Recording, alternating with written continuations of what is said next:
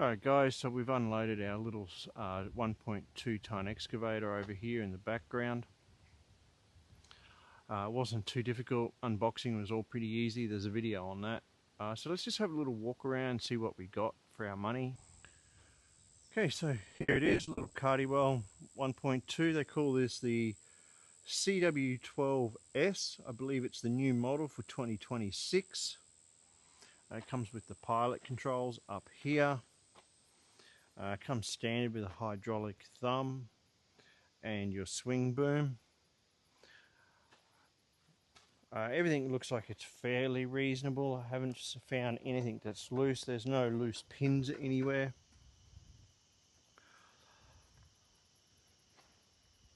The plumbing here looks fairly tidy. They've gone to the effort of actually using a zip tie. All the wiring is protected. It's a decent sized battery sitting over there. Here's your hydraulic tank. I'll be changing that pretty much straight away. I don't see a filter anywhere, so maybe that's somewhere else. I don't know. Remember, this is a very, very budget machine. Just in the back here we got our coupe, small diesel. I chose the coupe over the Briggs & Stratton mainly for fuel economy and other issues that are associated with the petrol engines in Australian climate. There's our fuel tank. It came with enough fuel to unload it. Oil needs to be changed immediately. It did come, I don't know, it looks like it's about 3/4 full, so there's enough oil in there. You don't have to worry about that. You can start it up and drive it off the trailer. It's got a nice small oil cooler over here with quite large hoses in and out, so it's going to get really good flow in there. I think the exhaust will probably need a wrap at some stage. We'll get into that later. Underneath, I haven't really had a look under here. It all looks pretty tidy. Nice blue drive motors. Remember, it's only a single speed drive. There's plenty of grease around the place, but I think we need to grease a lot more. We haven't checked any nuts and bolts yet. It's all very basic. I mean, the covers are metal. They're not super thin. They could be a little bit thicker, but they're pretty good. The counterweight's on the light side, but it is beefy and solid there. Remember, it is only a very light machine and very, very budget friendly. Under here, it's easy access. That's where we fuel up. Again, everything looks like it's pretty easy to work on. You can get in there. There's our air filter, our stop switch up there. Really good ventilation on the sides. That's one of the improvements on the 2026 model, I'm told. Over in here,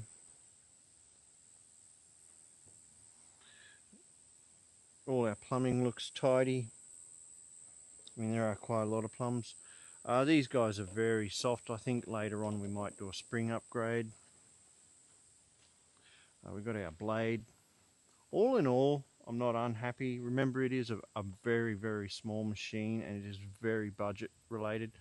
I think, you know, landed here in Australia, we're looking at about $8,000. Probably a little bit less, to be honest.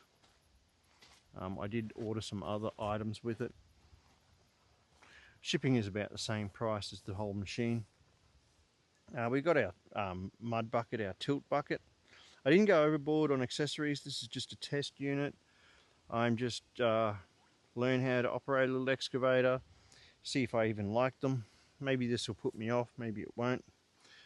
The rake is probably a little bit small. Maybe I should have actually measured the size there. That's 450 mil. I probably should have measured it and got the 900 mil one. Live and learn. There's our ripper and our mechanical quick hitch.